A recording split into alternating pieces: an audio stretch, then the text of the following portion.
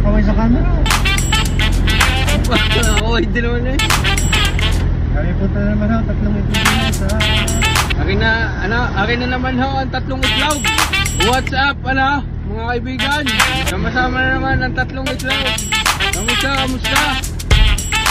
Present na naman ang ating tatlong itlog mga kaibigan.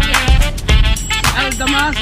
Nakakaway ko si Aldamas. Si Papa Dudot, shout out mo natin yan. Shout out sa lahat ng mga mag-iitlog.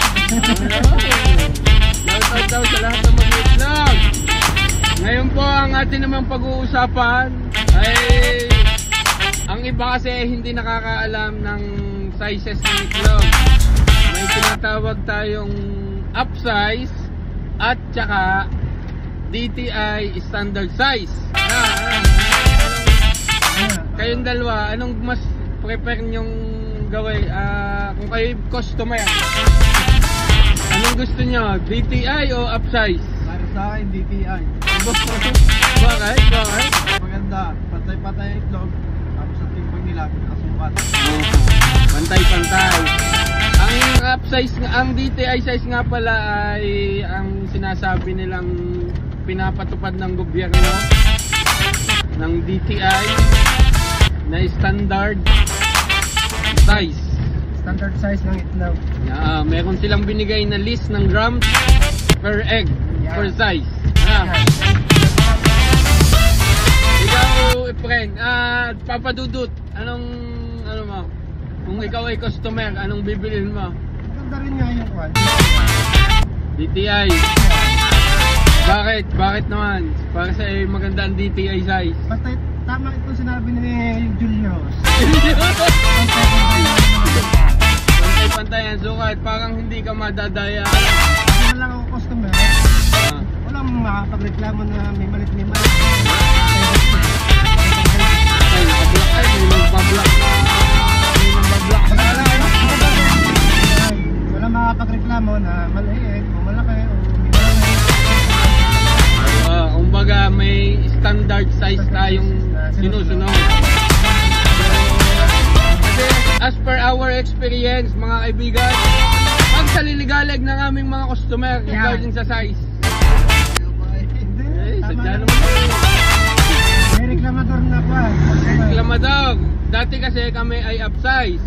So mostly ang upsize ay tinitinok by hand. Kinakamay namin. Nilalamas namin ang itlog. So syempre hindi naman perfect ang ating mga kamay. May malakit may maliit. Yung itlog nga hindi pantay. Yung pakayang itlog ng malaki. Yun. So madalit sabi, upsize kami dati.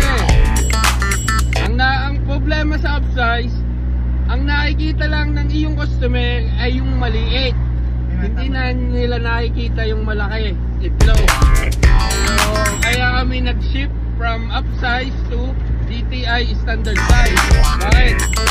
Kasi once na sasabihin maliliit, boss, DTI standard size po kami. Kahit po timbangin ninyo yan, pasok po yan sa DTI standard na pinatutupad ng batas. At sumusunod po kami sa batas. Yun po ang aming experience sa aming pag-iitlog. So kaya ngayon, hanggang ngayon ay kami ay DTI standard size.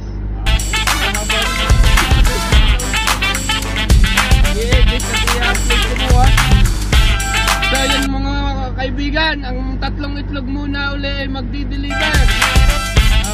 Any last words before you die? Any last words? Alam mo na kayo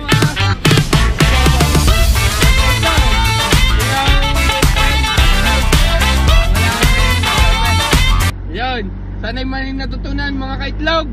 See you on our next video.